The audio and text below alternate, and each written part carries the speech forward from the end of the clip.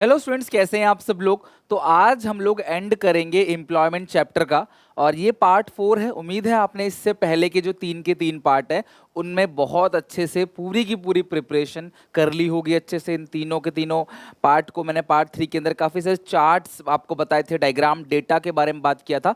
तो मैंने आपसे कहा था कि ये डेटा जितने भी आप पढ़ रहे हो ये सारे के सारे डेटा रट्टा नहीं मारना है, इसको समझना है कि कोई फिगर क्यों कम है, इसके पीछे रीजन क्या क्या है, कोई फिगर ज्यादा है तो क्यों ज्यादा है, क्या रीजन है, इन सब चीजों को स्टडी करना है, rather than आप रट्टा मारने लगो डेटा को। राइट, पार्ट 4 यहाँ पे एंड करेंगे।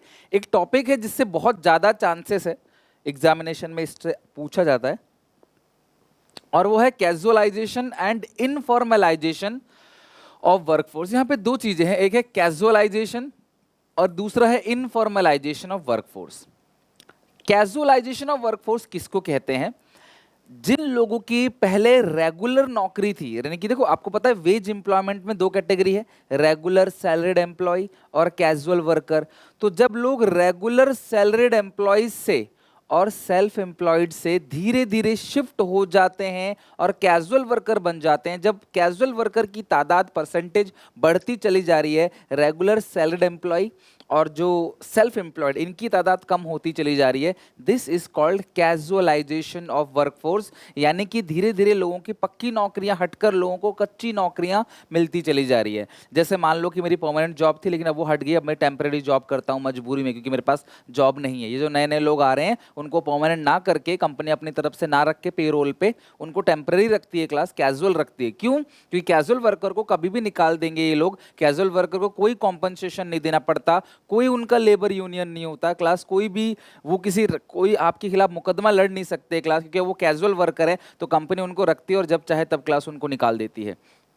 ये कंपनी क्यों करती है क्लास? क्योंकि कंपनी अपनी कॉस्ट कटिंग करने के लिए। एक रेगुलर सैलरीड एम्प्लॉयज को काफी पैसा देना पड़ता है एज कंपेयर टू एक कैजुअल वर्कर को। वो केस कर सकता है, उसको सोशल सिक्योरिटी बेनिफिट देना पड़ेगा, उसकी जॉब को सिक्योर रखना पड़ेगा लंबे समय तक।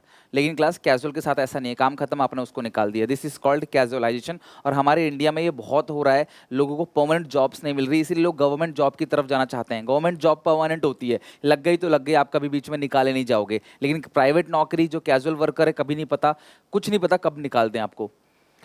Casualization of workforce means shift of self-employed and regular salaried employees. Self employment लोग जो अपना खुद का काम कर रहे थे और जो रेगुलर सैलरीड एम्प्लॉय है वो शिफ्ट कर दिए जा रहे हैं टू कैजुअल वेज वर्क। उनको कैजुअल वर्कर की तरह ट्रीट किया जा रहा है। Casual worker are defined as those work for others, जो दूसरों के लिए काम करते हैं, चाहे फार्म में हो चाहे नॉन फार्म एंटरप्राइजेस के अंदर हो, जिनको पेड दिया जाता है डेली बेसिस पे या पीरियडिक बेसिस पे, मंथली हो सकता है, डेली हो सकता है। It is due to lack of opportunity in organise sector. हमारे जो ऑर्गेनाइज सेक्टर है, अभी हम पढ़ेंगे कि इनको बोलते हैं ऑर्गेनाइज सेक्टर या फॉर्मल सेक्टर, उनमें अपॉर्चुनिटी कम होने की वजह से मजबूरी में लोग जो है वो क्लास प्राइवेट यानी कि जो कैजुअल वर्क है वो काम करना स्टार्ट करते हैं। Start working as casual worker in the last 4 decades. पिछले 40 सालों में, डेकेड्स में देखा गया है, पीपल हैव मूव फ्रॉम, लोग मूव कर रहे हैं self employed and regular salaried employees to casual wage work. Informalise, ये तो हो गया क्लास कैजुअलाइजेशन ऑफ वर्कफोर्स, यानी कि धीरे धीरे लोग रेगुलर सैलरीड एम्प्लॉय और सेल्फ एम्प्लॉयड वर्कर से हटके लोग शिफ्ट कर रहे हैं और तादाद बढ़ती चली जा रही है कैजुअल वर्कर्स की। अच्छा, आज 12th के बाद आप कहीं नौकरी पे जाओगे तो शायद मिलेगा नहीं, अगर मिलता भी है कहीं पे तो आपको परमानेंट रखेंगे नहीं, बोलेंगे 6 महीने के लिए ट्रायल पे रखेंगे, 1 साल के लिए ट्रायल पे रखेंगे, अच्छा करोगे तो आपको कंपनी की तरफ से सैलरी मिलेगी। राइट, अदरवाइज तब तक वो थर्ड पार्टी बोलते हैं उसको, थर्ड पार्टी से सैलरी देते हैं, मतलब कोई और कंपनी होगी जो आपकी गारंटी लेके वो कंपनी में आपका लगवाती है आपको। Right, Informalization of workforce refers to the situation where there is continuous decline in percentage of workforce in the formal sector. जब धीरे धीरे लोग फॉर्मल सेक्टर से हटके मजबूरी में इनफॉर्मल सेक्टर में जाने लगेंगे, this is called informalisation of workforce. अब फॉर्मल, इनफॉर्मल या ऑर्गेनाइज या अनऑर्गेनाइज सेक्टर किसे कहते हैं? देखो, सबसे पहला फॉर्मल या ऑर्गेनाइज सेक्टर पढ़ते हैं। फॉर्मल सेक्टर वो सेक्टर होता है क्लास जहां पे जितने भी गवर्नमेंट डिपार्टमेंट है वो फॉर्मल है, जितने भी पब्लिक कंपनीज है यानी पीएसयू, जैसे सरकारी बैंक बोलते हैं ना, सरकारी बैंक का मतलब वही होता है पीएसयू बैंक, ठीक है। एंड प्राइवेट स्टैब्लिशमेंट जहां पे 10 से ज्यादा लोग हो, जितने भी सरकारी कंपनीज हैं, जितने भी पब्लिक सेक्टर अंडरटेकिंग है, steel authority of India limited या भिलाई स्टील प्लांट या class gas authority of India limited, ऐसी कंपनी जितनी भी है, इंडियन रेलवे वगैरह, या फिर जितने भी प्राइवेट स्टैब्लिशमेंट जहां 10 या 10 से ज्यादा लोग होते हैं, उसको बोलते हैं फॉर्मल सेक्टर या बोलते हैं ऑर्गेनाइज सेक्टर। सरकारी काम या जो प्राइवेट है उसमें 10 से ज्यादा लोग अगर हैं तो उसे बोलते हैं क्लास आपका formal sector. Those working organise sector are called formal workers. तो उस सेक्टर को बोलते हैं ऑर्गेनाइज सेक्टर, और जो लोग काम कर रहे हैं उनको बोलते हैं ऑर्गेनाइज वर्कर्स, यानी कि फॉर्मल वर्कर्स। अब यहाँ फायदा क्या होता है, गवर्नमेंट प्रोटेक्ट करती है क्लास उन लोगों को, उन सारे एम्प्लॉयज को। बहुत सारे लेबर लॉ बने होते हैं, bonus act, gratuity act, minimum wages act, ऐसे बहुत सारे एक्ट्स हैं। And they can form trade union, और वो ट्रेड यूनियन फॉर्म करते हैं, ग्रुप बन जाता है, उनका यूनियन बन जाता है क्लास। वो अपने रक्षा कर सकते हैं, अपने इंटरेस्ट को प्रोटेक्ट कर सकते हैं क्लास, हड़ताल वगैरह कर सकते हैं, कोर्ट कचहरी में जा सकते हैं क्लास, लॉ है उनके लिए। हाउएवर यहाँ पे क्लास सिर्फ 7% है, मतलब जो फॉर्मल और ऑर्गेनाइज सेक्टर है ना, उसमें बहुत कम लोग काम करते हैं, मतलब बहुत थोड़े से लोग ऐसे हैं जो फॉर्मल या ऑर्गेनाइज सेक्टर में काम करते हैं। लेकिन अगर मैं इनफॉर्मल और अनऑर्गेनाइज सेक्टर की बात करूं, it includes all such private enterprise जहां पे 10 से कम लोग हैं। तो फॉर्मल सेक्टर 10 से ज़्यादा, और गवर्नमेंट सेक्टर, यहाँ पे गवर्नमेंट कंपनीज और पीएसयू कंपनी होती है, public sector undertaking, public enterprise, यहाँ पे सारे प्राइवेट होते हैं। और 10 या 10 से कम, सॉरी 10 से कम लोग यहाँ काम कर रहे हैं, 10 नहीं, 10 तो फिर फॉर्मल हो जाएगा, 10 से कम लोग काम कर रहे हैं। Besides farming and self employment ventures, those working in unorganise sector are called informal workers. जहाँ पे 2 लोग, एक दुकान है उसमें काम कर रहे हैं, छोटी सी कोई कंपनी जहाँ 4-5 लोग हैं उसमें काम कर रहे हैं, ठीक है, या फर्म है मान लो कोई छोटी सी, या एक इंसान दूसरे इंसान के साथ मिलकर काम कर रहा है कि भाई मेरी कंपनी है, आ जाओ, मेरा फर्म है, तुम आ जाओ, थोड़ा सा मेरे साथ हाथ बंटवा दो, काम कर लो, छोटा मोटा काम कर लो, मेरी दुकान पे काम कर लो, रेस्टोरेंट है तो वहाँ पे खाना बना दो, बर्तन साफ कर दो। ऐसे सारे वर्कर्स इनफॉर्मल वर्कर्स है। और informal sector worker not gate regular income, उनकी रेगुलर इनकम नहीं है class. They do not have any protection from the government, सरकार से भी कोई प्रोटेक्शन नहीं मिलता class. Such workers have risk being of dismiss समझते हो, निकाल दिया जाता है क्लास उनको विदाउट एनी कॉम्पनसेशन। जैसे अभी कोविड टाइम पे कितने सारे वर्कर को निकाल दिया गया, कोई कॉम्पनसेशन नहीं दिया गया। अब सोचो वो घर परिवार कैसे चलाएंगे अपना। In India over 90% of employment is found in unorganise sector like small farmer, house hold industries, छोटी छोटी शॉप्स हो गया, अदर सेल्फ एम्प्लॉयमेंट यूनिट हो गया। तो यहाँ पे लगभग समझ लो 90% लोग जो हैं वो अनऑर्गेनाइज सेक्टर में काम करते हैं। तो जब लोग अनऑर्गेनाइज सेक्टर से जब लोग फॉर्मल सेक्टर से मूव करके इनफॉर्मल सेक्टर में चले जाते हैं, this is called informalisation of workforce. अब जब लोग पक्की नौकरी छोड़ के कच्ची नौकरी लग जाती है, this is called casualisation of workforce, right. Next, unemployment types in India. अब हम बात करेंगे अनएम्प्लॉयमेंट टाइप्स की कि कितने डिफरेंट काइंड ऑफ अनएम्प्लॉयमेंट हो सकते हैं इंडिया के अंदर। Around 70% of India's population lives in villages, गाँव में रहते हैं लगभग 70% आबादी, जहाँ पे एग्रीकल्चर जो है वो लार्जेस्ट सोर्स ऑफ लाइवलीहुड है। मेन लोग काम करते हैं, जो ऑक्यूपेशन है वो खेती बाड़ी है। But agriculture suffer from a number of problems like dependence upon rainfall, आज भी फाइनेंशियल कॉन्स्टेंट्स, यानी कि जो रूरल क्रेडिट है वो, ओल्ड टेक्नोलॉजी एट्सेट्रा, ये सारी के सारी, इवन पोवर्टी से भी जूझते हैं ये लोग, लोन वगैरह इनको मिलता नहीं है, तो ये सारी प्रॉब्लम है। अब ज़्यादातर लोग खेतीबाड़ी कर रहे हैं, एग्रीकल्चर सेक्टर में काम कर रहे हैं, और रूरल एरिया में रह रहे हैं ज़्यादातर लोग। तो कहीं ना कहीं क्लास हमें इनकी कंडीशन को तो इम्प्रूव करना पड़ेगा। वहाँ पे किस टाइप की अनएम्प्लॉयमेंट होती है वो स्टडी करते हैं। सबसे पहला open unemployment. In the agriculture sector, there are large number of landless labor who are openly looking for work. Here the person are able and willing to work and prevailing wage rate but fail to get work. भाई देखो सीधी सी बात है, open unemployment का मतलब क्या है? Directly जो बेरोजगार है, जो काम करना चाहता है, काम करने के लायक है, वो सिंपल उस वेज रेट पे भी काम करना चाहता है जो मार्केट में चलता है, लेकिन उसके पास काम नहीं, वो बेरोजगार है। सीजनल अनएम्प्लॉयमेंट किसे कहते हैं? एक पर्टिकुलर सीजन के लिए उसके पास काम है, उसके बाद काम नहीं है, this is called seasonal unemployment. Like ice cream vendors, ice cream बेच रहे हैं, गर्मियों में काम है उनके पास, सर्दियों में काम नहीं है। In India we have mostly unirrigated land in which is capable of giving one crop in a year. बहुत सारे ऐसी जमीनें हैं क्लास, गाँव में आपकी भी होगी, जहाँ पे साल में एक ही क्रॉप उगता है class. Are farmers remain unemployed for 3 to 8 months in a year, they have not tried to find any alternative occupation for themselves in this period, like road building building हो गया, ब्रिक मेकिंग, वो सब ज़्यादा करते नहीं, ज़्यादा enthusiastic नहीं है कि हाँ कुछ और करें। अर्बन एरिया में इंसान रहता है ना, इतना लोड रहता है खर्चे का, प्रेशर का, कुछ ना कुछ काम करता है। अब घर वाले, कई सारे बच्चे घर वाले ओवर टाइम करते हैं, एक्स्ट्रा टाइम करते हैं, संडे को कुछ एक्स्ट्रा काम करते हैं, कुछ एक्स्ट्रा टेम्पररी काम करते हैं, क्लास कुछ एक्स्ट्रा सोर्स ऑफ इनकम की हमारा बच्चा पढ़ सके, हमारे बच्चे की एजुकेशन, किराया खर्चा, बच्चे का कॉलेज में नाम लिखवाना, इतने खर्चे घर वाले करते हैं बेचारे, दिन रात मेहनत करते हैं, अपनी पूरी जिंदगी बच्चे के पीछे सेक्रीफाइस कर देते हैं। फिर भी आप बच्चे होने के नाते अगर वो नहीं पढ़ रहे, पढ़ाई नहीं कर रहे, उनके इस पैसे को वेस्ट कर रहे हो क्लास, तो फिर बहुत गलत बात है। ठीक है, तो यहाँ पे क्या बात कर रहा हूँ कि गांव के लोग इतना नहीं करते, डिगिंग वेल हो गया etcetera, out of laziness of our farmers they fail to utilise their time, so there are unemployment, there are certain season only. तो वो कुछ पर्टिकुलर सीजन के लिए ही एम्प्लॉयड रहते हैं और कुछ पर्टिकुलर सीजन के लिए वो बेरोजगार रहते हैं, मतलब कुछ महीने काम, कुछ महीने काम नहीं है। This is called seasonal unemployment, disguise unemployment, जहां पे दो लोगों की जरूरत है, गांव में पूरा परिवार वहां काम कर रहा है, जिस काम को दो लोग कर सकते हैं गांव में क्लास पूरा 5 लोग 6 लोग परिवार पूरा लगा हुआ है इस काम को करने के लिए। तो ऐसा देखा जा रहा है कि सब लोग काम कर रहे हैं, लेकिन एक्चुअल में वहां पे 2 ही लोग काम कर रहे हैं, बाकी सारे क्या है, एक्स्ट्रा वर्क कर रहे हैं, वो अनएम्प्लॉयड है। This type of unemployment is called disguise unemployment. मान लो किसी काम को कर रहे हैं 5 लोग चाहिए, अब कर रहे हैं 8 लोग, तो 3 लोग हिडन अनएम्प्लॉयमेंट है, वो दिख रहा है काम कर रहे हैं but they are not really working, इसको बोलते हैं हिडन अनएम्प्लॉयमेंट या डिसगाइज्ड अनएम्प्लॉयमेंट। अगर इन 3 लोगों को इस 8 में से निकाल के साइड में बिठा दिया जाए तब भी काम हो जाएगा जितना काम होना था, ये 3 लोग सिर्फ टाइम वेस्ट कर रहे हैं। This is called disguised unemployment, right. अब ये तो जितने भी अनएम्प्लॉयमेंट पढ़ा था ना, बेसिकली डिसगाइज अनएम्प्लॉयमेंट जो है वो, या फिर आपको ये जो सीजनल है वो रूरल एरिया में आपको देखा जाता है, रूरल एरिया में पाया जाता है, लेकिन अर्बन एरिया में भी कुछ अनएम्प्लॉयमेंट होते हैं जहाँ लोग पढ़े लिखे रहते हैं। तो the unemployed in the urban area have increase considerably over the year, the number of unemployed registered in the employment exchange has class increase more than 8 times. लगभग 1960 में 32 लाख था, अब लगभग 270 लाख लोग बेरोजगार हो गए, 2008 का डेटा है, मतलब लगभग 8 गुना, मतलब अर्बन एरिया में भी बेरोजगारी बढ़ती चली जा रही है।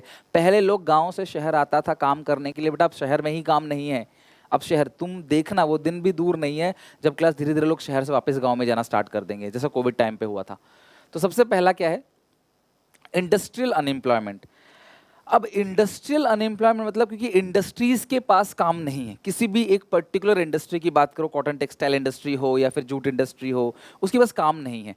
Those illiterate person who are willing and able to work in factories और industry in urban area but can not find work, rapid rise in population and rural urban migration increase, धीरे धीरे क्लास लोग migrate होते चले जा रहे हैं rural area से अर्बन एरिया में। तो अर्बन एरिया में ही काम खत्म हो गया, अर्बन एरिया में कह रहे हैं भैया अब फैक्ट्री में सब भर गया, अब खाली नहीं है, जॉब नहीं है। तो this is called industrial unemployment, कि इंडस्ट्री जॉब नहीं दे पा रहा है लोगों को, क्योंकि इंडस्ट्री में काम है, जितना काम है क्लास लोग ले लिए और एक्स्ट्रा लोग कहाँ से लेंगे वो।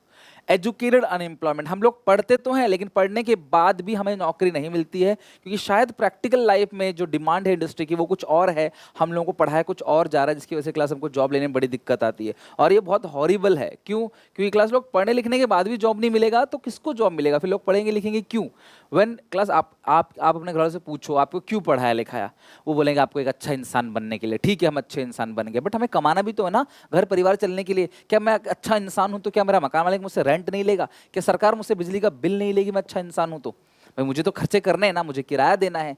क्या मैं आपको अच्छे से पढ़ा पाऊंगा यहाँ खड़े होके जब मेरे मकान मालिक का मैंने किराया 6 महीने से ना दिया हो, बिजली का बिल मुझे पता नहीं है कब लाइट कट जाए, मैं चीज़ें खरीद नहीं सकता, मैं यहाँ पे क्लास ये बोर्ड नहीं खरीद सकता, अपने खर्चे नहीं निकाल सकता, तो क्या मैं कितना भी अच्छा टीचर हूँ क्या मैं पढ़ा पाऊंगा? नहीं। तो भैया पैसा तो अल्टीमेटली चाहिए चाहिए, तो यहाँ पे भी क्लास पैसे तो चाहिए ही चाहिए। हम पढ़ लिख के हमको जॉब ही नहीं मिल रही, अपने खर्चे नहीं निकाल पा रहे, बीमार पड़ रहे हैं तो डॉक्टर को पैसे ही देंगे ना, या अच्छे इंसान तो डॉक्टर हमारा फ्री में इलाज कर देंगे? नहीं। तो ये सारे खर्चे झेलने के लिए हमारे पास पैसा होना चाहिए, लेकिन अब हमको तब भी जॉब नहीं मिल रही, तो हम क्यों पढ़ाई करेंगे? क्यों माँ बाप पढ़ाई में अपने 10-15 लाख 20 लाख 50 लाख खर्च करता है? क्यों करता है? बच्चों को जॉब ही नहीं मिलेगी तो उस 50 लाख से कुछ और काम करवाएगा। तो educated youth are unable to find appropriate job, और ये बहुत ट्रू डेटा बता रहा हूं, आपको दिखाऊंगा आगे चल के कि कितने लोग बेरोजगार हैं जिनके पास काम नहीं है।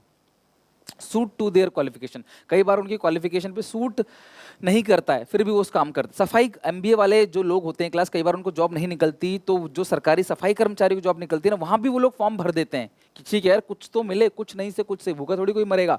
With an improvement in education of the time skill work force have increase in number but the number of available jobs has not increase. हर कोई पढ़ाई कर रहा है, हर कोई पढ़ा लिखा स्किल वर्कर है, लेकिन सबको काम तो नहीं मिलता है। Corresponding to this is called educated unemployment. तो लोग पढ़े लिखे हैं लेकिन फिर फिर भी उनके पास काम नहीं है। नेक्स्ट है टेक्नोलॉजिकल अनएम्प्लॉयमेंट। आजकल जो हम लोग टेक्नोलॉजी पे बहुत ज़्यादा डिपेंड हो गए हैं, उसकी वजह से भी बेरोजगारी बनती चली जाती है कि हम लोग मशीनों पे डिपेंड हो गए हैं, सारा काम मशीन करता है और इंसान जो है वो रिप्लेस होता चला जा रहा है मशीनों द्वारा।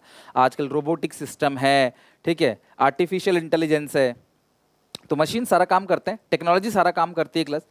कॉल करना हो, डाउट सॉल्व करना हो, कोई मैन पावर का काम जो है उसको रिप्लेस कर देती है company. This type of unemployment take place every time technology upgrades and the existing workforce are unable to cope up with the new technology. कई बार पुराने एम्प्लॉयज जो है वो नई टेक्नोलॉजी के साथ हैंडल नहीं कर पाते, मैच नहीं कर पाते, कोप नहीं कर पाते, जिसकी वजह से क्लास उनकी जॉब चली जाती है। If skills required to meet the new technology do not match the existing skill set of the employed workers and they can't adopt it, they become unemployed. वे काम मिलेगा नहीं तो अनएम्प्लॉयड हो जाएंगे। Upgradation is natural process with cyclical obsolescence and one set of technology become irrelevant and get replaced by another. तो अगर आप खुद में इंप्रूवमेंट नहीं लेके आओगे, टेक्नोलॉजी को नहीं सीखोगे, आजकल के जमाने में जो चीजें चल रही हैं उसको नहीं सीखोगे क्लास, तो आप बेरोजगार होते चले जाओगे। नेक्स्ट है क्लास कॉजेज ऑफ अनएम्प्लॉयमेंट। सबसे पहला कॉज क्या है class? Slow economic growth. Economic growth बहुत स्लो है यार। हम तो तभी तरक्की करेंगे जब हमारा देश तरक्की करेगा, हमें अपॉर्चुनिटी मिलेगी कंट्री की तरफ से, हमारे यहाँ सड़कें अच्छी होंगी, बिजली व्यवस्था, बैंक, इंश्योरेंस, हॉस्पिटल, एजुकेशन, ये सब चीज़ अच्छी होगी तभी तो हम तरक्की करेंगे। ये सारे फैसिलिटीज़ अगर हमारे पास नहीं है, हम तरक्की कैसे करेंगे फिर? रूरल एरिया के लोग क्यों नहीं तरक्की कर पाते? वहाँ पे पक्की सड़क नहीं है, वहाँ पे क्या काम करेंगे? ट्रांसपोर्टेशन का सड़क ही नहीं है तो वहाँ पे नई नई टेक्नोलॉजी नहीं है, वहाँ पे मार्केट नहीं है, दुकानें नहीं है, आईटी सेक्टर नहीं है क्लास, वहाँ पे जो फैक्ट्रीज नहीं लगती, वहाँ पे हॉस्पिटल अच्छे नहीं है, स्कूल्स अच्छे नहीं है, कैसे तरक्की करेंगे वो? तो वो उसी लेवल से रहने लग जाते हैं, वो नहीं देख पाते दुनिया को। तो स्लो इकोनॉमिक ग्रोथ का मतलब क्या है? A slow rate of economic growth would mean that the national output is not increasing by much. Country के अंदर इन्वेस्टमेंट ही नहीं आएगा, फिर लोग कहां से काम करेंगे, right? It indicate that not enough job are being created to absorb the workers available and willingness to work. With country में जॉब ही क्रिएट नहीं है तो मुझे आता है, मैं कहाँ काम करूंगा भाई? जब जॉब है ही नहीं खाली तो मैं मुझे कितना भी आता हो क्लास, वो बेकार है। Simply labour supply is more than existing job opportunity. Job opportunity को सरकार को देना चाहिए, तभी तो हम काम करेंगे। पॉपुलेशन एक्सप्लॉइजन, ये बहुत कॉमन सा रीजन है हर समस्या का, मतलब हर एक चीज का एक बड़ा प्रॉब्लम यही है, पॉपुलेशन। इतनी ज्यादा पॉपुलेशन है क्लास की जॉब मिल ही नहीं पाती। जितनी नई नई जॉब्स क्रिएट होती हैं, जनता इतनी ज्यादा बढ़ जाती है क्लास, फिर वो लोगों को नौकरी नहीं मिल पाती, लोग बेरोजगार होते हैं। आप स्कूल जाओ, आप हॉस्पिटल जाओ, आप सड़क देखो, आप मेट्रो जाओ, आप रेलवे जाओ, आप जाओ क्लास फ्लाइट में, वहाँ भी भीड़, फ्लाइट में भी, एयरपोर्ट के बाहर भी भीड़ ही भीड़ लगी रहती है, जैसा पहले रेलवे स्टेशन में लगती थी। तो इसका मतलब क्या है? जनता इतनी बढ़ती चली जा रही है, एक्सप्लोजन हो रहा है पॉपुलेशन का, जिसकी वजह से क्लास कहीं ना कहीं बेरोजगारी भी हो रही है। ओवर डिपेंडेंस ऑन टेक्नोलॉजी, मैंने आपको बताया था क्लास कि हम लोग टेक्नोलॉजी पर डिपेंड है। आजकल हम चाहते हैं मशीन काम करे, तो 4 लोग हट जाते हैं, 4 लोगों की जगह एक मशीन आ जाता है। कंपनी सोचते हैं कि मशीन बीमार नहीं पड़ेगा, मशीन में एक बार खर्चा, मशीन हड़ताल पे नहीं जाएगा, मशीन चोरी नहीं करेगा, मशीन क्लास थोड़ी देर में थक के प्रोडक्शन को कम नहीं करेगा, मशीन कंट्रोवर्सी क्रिएट नहीं करेगा, तो लोग मशीन से काम कराना चाहते हैं, जिसकी वजह से आजकल क्या हो रहा है? जॉबलेस ग्रोथ हो रहा है। जॉबलेस ग्रोथ में बताया था ना क्लास आपको, जहाँ पे लोग जो है वो जॉब तो नहीं मिल रही लेकिन फिर भी इकोनॉमी ग्रो कर रहा है। किससे? मशीन्स के थ्रू, टेक्नोलॉजी के थ्रू। अंडर डेवलप एग्रीकल्चर, हमारा एग्रीकल्चर सिस्टम भी अच्छा नहीं है, हमारा एजुकेशन सिस्टम में कमी है कहीं ना कहीं। हम लोग जो पढ़ते हैं क्लास रट्टाफिकेशन वाला पढ़ते हैं, हम लोग स्किल्स डेवलपमेंट नहीं करते। हम लोग चीज़ों को पढ़ते हैं सिर्फ क्योंकि वो एग्जामिनेशन में आएगा ताकि हम लिख सकें। हम लोग चाहते हैं 4 दिन पहले को हम बताते हैं बस ये इंपॉर्टेंट है, इसे पढ़ के एग्जामिनेशन में स्कोर कर लेंगे जी, हमारा स्कोर तो हो गया बहुत अच्छा, लेकिन हमें नौकरी नहीं मिल रही कहीं। क्यों? हमारे पास होलिस्टिक डेवलपमेंट नहीं है। हम सिर्फ इसलिए पढ़ते हैं कि भैया हमें पेपर में अच्छा स्कोर करना। अगर कल को ये कहीं से अगर कुछ भी किसी मजबूरी के कारण कल को पेपर कैंसिल हो जाए, एक बच्चा नहीं पढ़ेगा, एक बच्चा पढ़ाई कर नहीं सकता, सर पढ़ाई में मन नहीं लग रहा क्योंकि पेपर कैंसिल होने वाला है। क्यों? क्योंकि वो नॉलेज गेन नहीं करना चाहता, उसे सिर्फ पढ़ के पास होना होता है। तो एजुकेशन सिस्टम में कहीं ना कहीं कमी है क्लास, प्रैक्टिकल चीज़ों को नहीं कराया जाता। Joint family system, joint family में क्या है, करता जो होता है ना, जो हेड होता है जॉइंट फैमिली का, वो कर रहा होता है क्लास, पूरा परिवार कुछ ना कुछ कर रहे होते हैं, वो रियली में उस हिसाब से काम नहीं करते। सोचते हैं पैसा तो मिल ही रहा है, करता काम कर ही रहा है, और सारे लोग मिलकर एक ही काम करने लग जाते हैं, जिसकी वजह से क्या होता है? High degree of disguise unemployment. कि पूरा परिवार काम कर रहा है, भले वो काम 2 लोगों से हो सकता है, लेकिन क्योंकि पूरा परिवार काम कर रहा है तो देखने में लग रहा है सबको काम मिल रहा है, बट रियली वो अनएम्प्लॉयमेंट है। Less savings and investment, savings बहुत कम है, इन्वेस्टमेंट्स भी बहुत कम है ना भाई? सीधी सी बात है, लोगों की इनकम कम, तो तो लोग बचाएंगे कम, बचा ही नहीं पाएंगे, कुछ खर्च ही कर देंगे, सारा कुछ बचा ही नहीं पाएंगे, थोड़ी बहुत इनकम है तो। और इन्वेस्टमेंट भी कम, जब इन्वेस्टमेंट कम तो जॉब अपॉर्चुनिटी भी कम। भाई हम सब पैसे जोड़ के इन्वेस्ट करते हैं, किसी को देते हैं, तभी तो वो बड़ी फैक्ट्री लगाता है, फिर हमें काम देता है। तो अगर सेविंग्स ही नहीं तो इन्वेस्टमेंट कहाँ से, इन्वेस्टमेंट नहीं तो ग्रोथ कहाँ से, जॉब कहाँ से। Due to shortage of savings and investment opportunity of the employment have not been created due to lack of capital, number of firms और organisation and industries are inadequate. तो जितनी भी इंडस्ट्रीज फर्म होनी चाहिए class हमारे यहाँ पे वो पर्याप्त नहीं है, वो इनएडुकेट है, क्योंकि क्लास सेविंग्स कम है, इन्वेस्टमेंट कम है, कुल मिला के लैक ऑफ कैपिटल आप कह सकते हो, जिसकी वजह से रोजगार का जो अपॉर्चुनिटी है वो भी कम है। सर इतनी सारी समस्या आपने बता दी है, तो कुछ रेमेडी बताओ, उपचार बताओ। बेरोजगारी को हटाने का सबसे पहला काम प्रोडक्शन बढ़ाओ। प्रोडक्शन कैसे बढ़ाओगे? लोगों को हायर करोगे, उनको रोजगार दोगे, प्रोडक्शन बढ़ाओगे। More importance to employment programme, सरकार रोजगार देने के बहुत सारे प्रोग्राम बना सकती है कि हम रोजगार देंगे। जैसे क्लास मनरेगा में सरकार कहती है कि हम गारंटी देते हैं 100 दिन का जॉब देंगे, पर क्या वो सबको मिलता है? नहीं। क्या 100 दिन, साल के 365 दिन में से 100 दिन अगर काम कर रहा है तो बाकी दिन वो क्या करेगा? इससे एक लेजीनेस पैदा हो जाता है, वो काम नहीं कर पाएगा। काम करने वाला काम, जो काम करने वाला बंदा होता है ना, वो काम करते चले जाता है, करते चले जाता है, करते चले जाता है, और जो काम नहीं करने वाला होता है ना क्लास, वो हमेशा काम से बचते चले जाता है। तो किसी ना किसी तरीके से सरकार जो भी प्रोग्राम बना रही है इम्प्लीमेंट करे उसको रियल लाइफ में, ग्राउंड पे देखी कि वो अप्लाई हो रहा है नहीं हो रहा। सरकार रोजगार देने के बहुत सारे प्रोग्राम बनाती है, लेकिन क्लास रियल में इम्प्लीमेंट नहीं करती वो। In five year plan more importance should be given to employment the programme like या मनरेगा, या फिर वो जो नीति आयोग की मीटिंग होती है उसमें irrigation facility, road, flood control, power, agriculture, rural electrification can provide a better employment to people. भाई ये सारे देखो, इंफ्रास्ट्रक्चर डेवलप करोगे ना आप रूरल एरिया में तो लोगों को काम मिलेगा। अगर मान लो रूरल एरिया में एक फैक्ट्री बन रही है तो उस फैक्ट्री में कौन काम करेंगे? मोदी जी, अमित शाह तो काम करेंगे नहीं। वहाँ कौन काम करेंगे? आसपास के लोग, तो उनको रोजगार मिलेगा। चेंज इन एजुकेशन सिस्टम, वैसे तो क्लास न्यू एजुकेशन पॉलिसी के अकॉर्डिंग बहुत सारे चेंजेस किए गए हैं, लेकिन उस बात को भी 2 साल हो गए, उसको इम्प्लीमेंट ढंग से किया नहीं जा पा रहा। अभी हाल फिलहाल में सीयूईटी के एग्जामिनेशन हुए थे, बिल्कुल फ्लॉप गए थे वो। कई सारे बच्चों को बहुत सारे प्रॉब्लम हुई, क्लास क्वेश्चन पेपर की क्वालिटी जो है वो अच्छी नहीं थी, किसी का टफ, किसी का हार्ड, कुछ भी क्वेश्चन किसी सब्जेक्ट का कहीं उठा के पूछ दिया। कई बार बच्चे पेपर कैंसिल हो रहे हैं, जा रहे हैं, उनका पेपर नहीं हो पा रहा, बोल रहे हैं कहीं और जाओ, वहाँ पेपर होगा, वहाँ कंप्यूटर नहीं चल रहा, बड़ी समस्या है। तो एजुकेशन सिस्टम को हमें स्ट्रॉन्ग करना पड़ेगा, प्रैक्टिकल ट्रेनिंग पे फोकस करना पड़ेगा, वोकेशनल ट्रेनिंग पे फोकस करना पड़ेगा। बच्चों को बताना पड़ेगा भाई वो पढ़ो जो तुम्हें रियल लाइफ में काम आए, सिर्फ इसलिए मत पढ़ो कि भैया आप पेपर में दोगे। क्यों पढ़, अब किसी बच्चे से पूछो बच्चों ये टॉपिक क्यों पढ़ रहे हैं? क्योंकि सर पेपर में आएगा। बच्चे सीधा बोल देता है पेपर में आएगा। नहीं, एजुकेशन सिस्टम में बहुत सारे चेंजेस करने चाहिए। पुराने लॉ को हटा के नए लॉ लेके आओ, देखो कि इंडस्ट्री की डिमांड क्या है, उस हिसाब से पढ़ाओ, ताकि जैसे बच्चा ग्रेजुएट होके जाए उसे जॉब लग जाए, जॉब लगने में दिक्कत ना हो। बच्चा पढ़ता है फिर जॉब लगने की अलग से तैयारी करता है, सोचो बड़ी दिक्कत है। एक्सपेंशन ऑन एम्प्लॉयमेंट एक्सचेंज, बहुत सारे एम्प्लॉयमेंट एक्सचेंज बने हुए हैं जो जॉब अपॉर्चुनिटी देते हैं लोगों को, जो क्लास जहाँ पे जॉब की कमी है वहाँ जॉब प्रोवाइड कराते हैं। तो उन पे सरकार को ज़्यादा ध्यान देना चाहिए, उनको बढ़ाना चाहिए, ताकि सब लोगों को रोजगार मिल सके। इसके अलावा सेल्फ एम्प्लॉयड पीपल को सरकार को बहुत हेल्प करनी चाहिए। एक्चुअली सेल्फ एम्प्लॉयड पीपल वो होते हैं क्लास जो अपना खुद का काम कर रहे हैं, तो अगर आप उनको हेल्प करोगे, उनको फाइनेंशियली हेल्प करोगे ना, तो वो किसी और के अपने काम में रखेंगे, अपने बिजनेस को बढ़ाएंगे। लाइक मैं अकेला काम कर रहा हूँ, अगर मैं सही से काम करूँगा तो मैं 4 लोगों को रखूंगा, 4 लोगों को सैलरी दूंगा कि भाई ये काम करो, ये काम करो, वो काम करो। तो अकेला अपना काम कर रहा हूँ, सरकार को मेरे को हेल्प करनी चाहिए, ताकि क्लास मैं लोगों को रख के उनको सैलरी दूँ, उनकी क्लास जॉब की रिक्वायरमेंट को पूरा करूँ, यानी कि अनएम्प्लॉयमेंट कम करूँ। सरकार को इंफ्रास्ट्रक्चर स्ट्रॉन्ग करना चाहिए। अगर तुम्हारे गांव में बिजली होगी, सड़क होगी, फैक्ट्रीज होगी, बैंक होगा, इंश्योरेंस होगा, आईटी सेक्टर होगा, स्कूल होगा, हॉस्पिटल होगा, पक्की बात है तुम्हें जॉब मिल जाएगी, तुम बेरोजगार नहीं रहोगे, कहीं ना कहीं इनमें से जाके काम कर लोगे। अगर कुछ है ही नहीं, खाली खड़े हो गाँव में, क्या काम करो खेती बाड़ी के अलावा? अगला क्या है? प्रमोशन टू इन्वेस्टमेंट, सरकार को इन्वेस्टमेंट को प्रमोट करना चाहिए, लोगों को जागरूक करना चाहिए कि लोग इन्वेस्ट करें। तभी देखो टीवी में म्यूचुअल फंड्स का भी ऐड आता है, म्यूचुअल फंड सही है, आप म्यूचुअल फंड में इन्वेस्ट करो, क्योंकि चाहते हैं लोग, सरकार चाहती है कि लोग पैसा घर पे ना बचा के रखें, नॉर्मली सेविंग अकाउंट में एफडी ना करा के रखें, उसको धीरे धीरे इन्वेस्ट करें।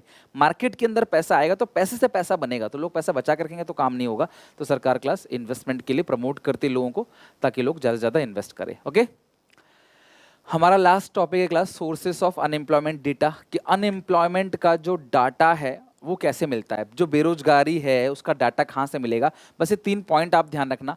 पहला क्लास NSSO, यानी कि जो नेशनल सैंपल सर्वे ऑफिस जो करती है class survey, employment and unemployment survey करती है। It is the most comprehensive survey providing labour force statistic in India, it is the first class 1955 से कंडक्ट किया था पहली बार 1955 में, और 72 to 73 से हर 5-5 साल में कंडक्ट किया जाता है।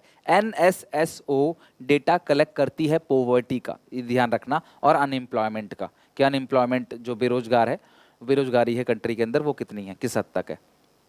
सेंसस, बट सेंसस हर 10-10 साल में डेटा कलेक्ट करता है, तो यहाँ पे बहुत ज़्यादा सेंसस पे भरोसा नहीं किया जा सकता क्लास, क्योंकि सेंसस में 10 साल बाद क्या होगा, 10 साल में डेटा कलेक्ट किया जाता है, 10 साल में तो कितनी नौकरी लग जाती हैं, कितनी नौकरी हट जाती हैं, तो इसका डाटा लिया जाता है, पर ये ज़्यादा भरोसामंद नहीं है।